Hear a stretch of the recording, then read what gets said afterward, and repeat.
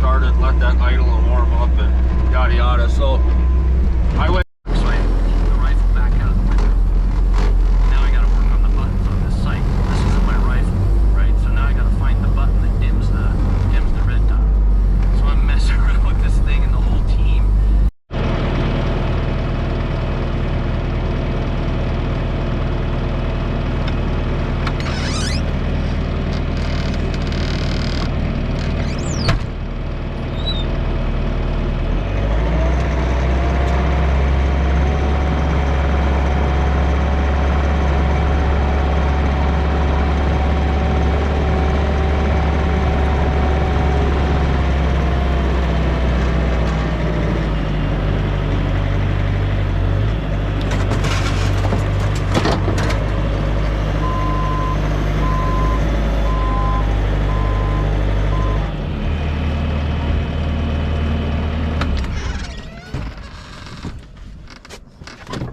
What is going on, everybody? So it's still the same day. It's just nighttime, and we're gonna go do the wood yard. Take the 595 for a little run ski. We gotta jump back into 740 once we're done here.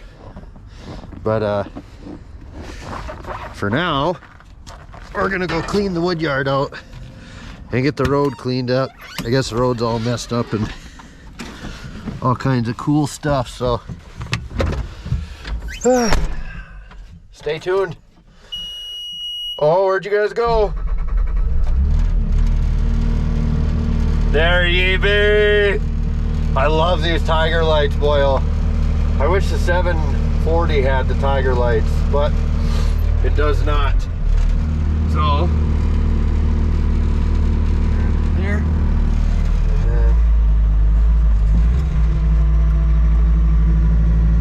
One of our locks. And then, oh yeah, she runs, she's a good one. You know what we're gonna do before we leave? We're gonna grease this up. So I'm gonna get that greased up. I'm gonna head it down the road, get down to the wood yard, and then I'll see you guys down there. Big motor, small frame. So you got 74 ponies underneath, and it's got a smaller frame. So it weighs a little less than, you know, like a 770 would. But it's got the power of a 770. Now that we're using it, we're kind of finding that it's more so for, you know, lighter duty stuff. I took it out a month ago to go straight parking lots, and I was in an entrance to the parking lot, and it was real thick. Well, there was a pocket there that broke loose. I got down to the pavement and I caught the pavement, and I was almost straight up and down, but I was going like turtle mode. And that pin, it had been broke for a while, we found out, but it fell right out. The cylinder was laying down there and whatnot. So I found the pin, and it looked like it had been broke for a while. It took that little bit of inertia to finally end it. So when we went to go get parts, you know, the guys were saying, yeah, it's kind of more for you know, lighter duty stuff, and you know, my guy was kind of like, you know, that would have been nice to know when we bought it, but this thing would be absolutely ideal for tree service work. So I'm talking with Jeremy about buying it from him. So we'll see where we're at come this fall, because I know he's looking to get probably a 770 or a 650 and track machines up a little bit heavier duty. So both of us agree we would like to see this machine go to somebody that's going to take care of it. And you know, if you put it up in the lineup, there's no telling who's going to get it and if they're going to take care of it. So we're pretty temperamental when it comes to things like that. You know, this is what makes a living. You know, this is what pays the bills. So if you don't take care of it, it's not going to take care of you.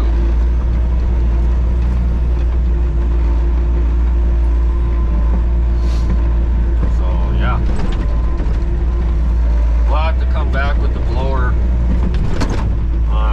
either later today or tomorrow and get the rest of the snow and stuff off of some of the piles. I see there were deer monkeying around over here. I don't know if you guys can see that one by them jugs there, but it kind of fell. Got to fix that yet. That's all pine. I want to keep that separate from the hardwoods. So I'll have to just restack it or maybe, I don't know yet, start another small row or something. See when I get to that. So I usually take the cage off, and minus this area, I usually just do all the back dragging and then come through with the cage on it and then, you know, push everything. And I was gonna come and do this earlier, but A, I was tired, and B, it was still real windy out and it was snowing, and it wouldn't have made a lot of sense to do and then have to come back and do it again. So I opted to sleep, which is probably a good idea. But here's our little trailer with all the snow dog on. So you guys want to hear something real cool? You guys will probably laugh. I know I did after I caught my breath, but I was not last night. Yes, it was last night when it started to snow. So like a couple months ago, I was just leaving the snow dog on the trailer because I was coming just about every day and grabbing it and just going. It made no sense to bring it to the house, put it in the garage, come back the next day, load it up, strap it down, blah blah blah. So I was leaving it on the trailer. Well, we had gotten some sub temperatures at that time, you know, for a good month or so, and I decided one day when it was negative 20 out, I was going to go out and cut wood. And had the snow dog ran, I would have. But anyway, so I got to where I was going to cut wood. I started filing my saw, and I'm like, I should probably get the snow dog started, let that idle and warm up, and yada yada. So I went to go start it, and I was cranking and cranking and cranking and cranking, and then the battery went dead. Then I was pulling and pulling and pulling and pulling, and finally I started seeing gas come out of the overflow. And I'm like, well, that's cute. There's something inside that's stuck. So I never left the trailer. So I strapped it back down. I came to town. I drug it off the trailer, you know, pushed it into the garage. I let it sit, and I'm assuming the float or something in the car was stuck. So because it sat for a couple hours in the heated garage, and it just, you know, it started up and was just fine after that. Well, so fast forward to last night, I didn't want that potential problem to happen again, so I said I'm going to take it off the trailer and I'm going to put it in the garage. So I get to the house, I get up by the garage, and I unstrap the snow dog, and I don't know if the brushes are wore out in the starter or what the deal is with that yet. I still got to look at that. But so I was pulling on it, and I pulled on it, and it started, and when it started, I don't know if that float was stuck again or what the deal was, but that thing took off like a banshee. So here's Fat Man chasing it down the freaking street, you know, because it took off on me. Luckily I was able to catch it, and then yeah, so I had to drag it even further. I I had to drag it, right? Because I couldn't obviously start it because it wouldn't idle. It just went rant. So I messed with the throttle a little bit, tapped on the carb. I'm like, well, maybe it'll free itself up. And I don't understand it because when we went out that day, there was no. Well, you guys saw there was no snow. There was no. So I don't know where it would have locked up, but it locked up. And so I tapped on the carb and I tapped on the, I loosened the throttle a few times thinking maybe I'd get it to snap back, and I had the brake on. I had the brake fully engaged on it. And I started it a second time. That thing has so much low end torque. It was spinning the track, pushing itself forward. That's how much power that thing has for a little 14 horse Briggs & Strat. I couldn't believe it. Unbelievable. So that's in the garage, and probably tomorrow I'm gonna see what's going on. I'm assuming it's thawed out already because it's been in the garage since last night. But anyway, that was my story. Fat man had to go chase a snow dog down the road because it decided that it was just gonna go. It was Ricky Bobby wanted to go fast. So when we're done here, we gotta go up to the shop. We gotta drop the cage, and we gotta grab the broom, and we gotta go up to the helipad, and we gotta brush the helipad off. And then when we're done brushing the helipad off, we gotta go all the way back down to the shop, grab the park the 595, grab the 740, and then grab the cage, and then start doing our account. So there's going to be a little bit of flip flop in here when I get done with the wood yard, but the 740 is leased, so that doesn't go anywhere except for payable accounts. For one, for two, it's a tired machine, and it wouldn't do really good in here. In fact, it wouldn't do very good at all, and I'll show you guys why. Because I got this little space here is about as wide or as narrow as I would like it to be. So what I'm having to do is take all of this snow here, that we pushed up, and I either got to shove it in that little deal there, or lately what I've been doing is taking it and shoving it this way, keeping this open. But then I've been taking it up this little slope here, and there's no way that it would be able to do it. A track machine's where it's at here. So that's why we're using the 595, my little bulldozer, I call it, because we need the traction. I'm going up that hill like that. It would never be able to do it. The track or the tire machine. And this stuff is a little dry and it's a little slick, and even this just had troubles getting that little pile pushed up there, that little cubby. So and there's grass and stuff in this stuff too, so it's a little heavier than what normal snow would be, obviously. But yeah, so yeah. So you guys are probably sick of me rambling, so I'm going to turn you guys off for now. If something cool happens, or Bigfoot comes out and says hi, or something goes on, I'll turn the camera back on. But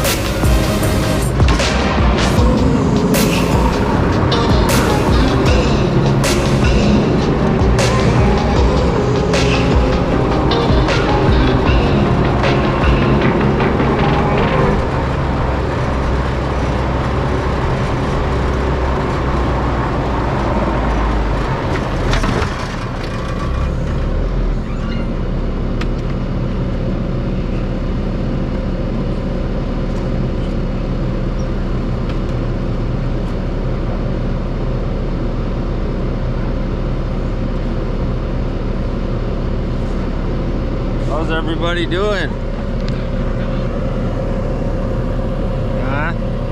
It's about 4 o'clock, I think, 4 o'clock in the morning.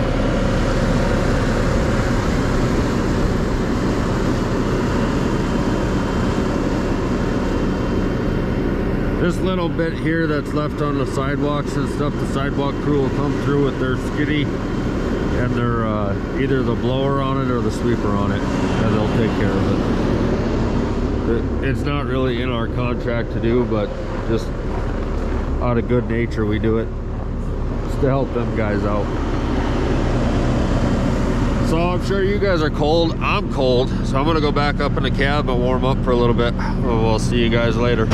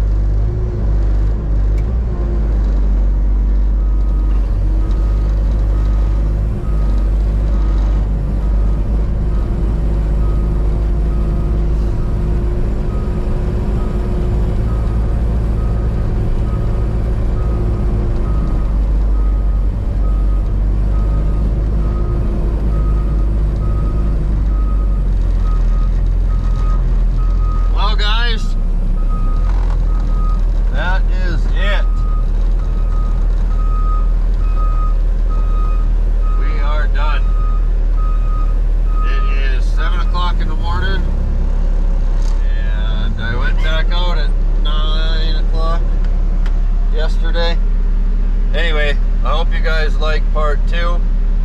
I'm gonna go home, I'm gonna take a nap, and then I'm gonna get all this stuff together for you guys, and I'm gonna put it out there for you guys to watch. So if you guys like what you see, give it a thumbs up, make sure you hit that subscribe button, and I want to thank you guys for coming here and spending your time with me. Remember, open the door for your neighbor, be nice to one another, and above all, be awesome. Catch you on the next one.